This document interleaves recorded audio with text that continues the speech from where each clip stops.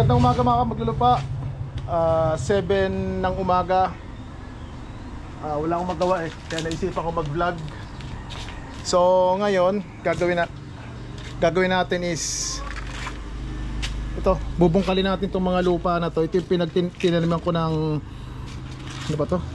Ng pechay. Ito yung mustasa natin, oh. Kaya lang kasamang palad ang nangyari is nabansot siya. Nabansot ba tawag doon?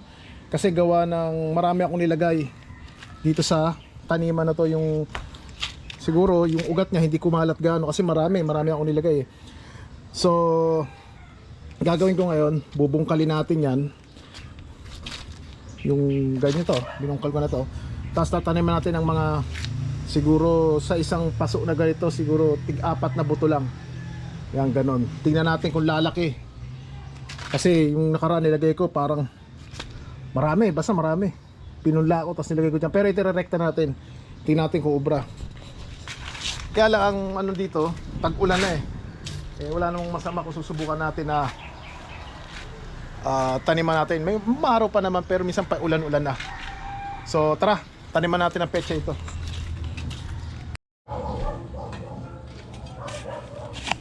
Bubungkalin natin isa't isa.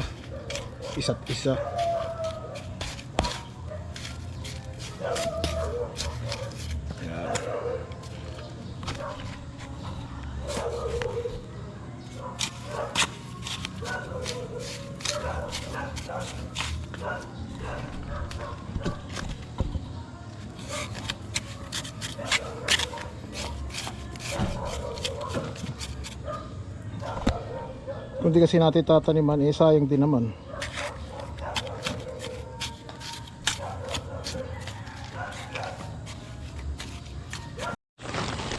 Bali lupa natin eh basang-basa, lagyan natin ng yan o, ng soil. Yan.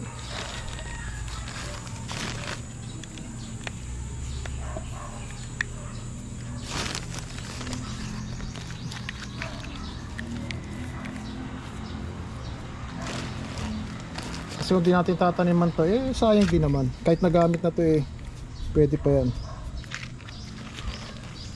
Magandang lupa niya eh.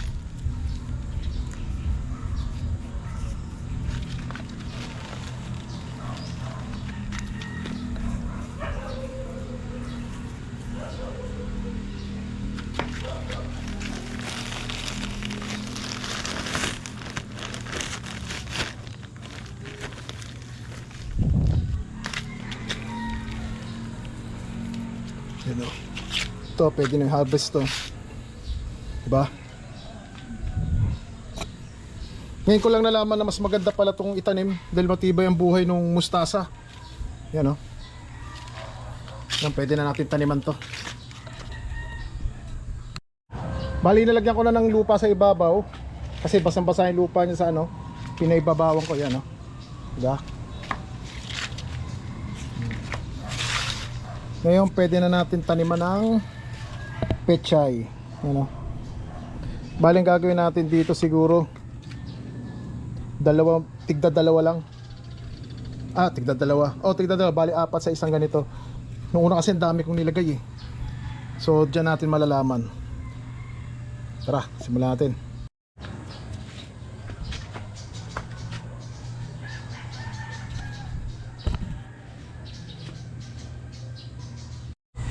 Okay, nalagyan natin ng mga buto to, lahat to. Tingnan natin kung successful na. Bale, kada paso nilagyan lang natin ng tiga-4. Sa isang butas nilagyan natin 2. Yan. Bale may space na sila para maging malusog yung ugat nila.